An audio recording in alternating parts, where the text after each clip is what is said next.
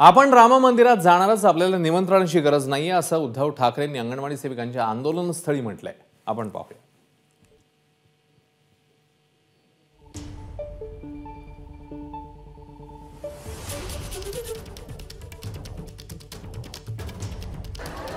रामलल्लाचं दर्शन जरूर, मी सुद्धा जाणार आहे राम मंदिरामध्ये, पण ते कोणाच्या आमंत्रणाची मला गरज नाहीये.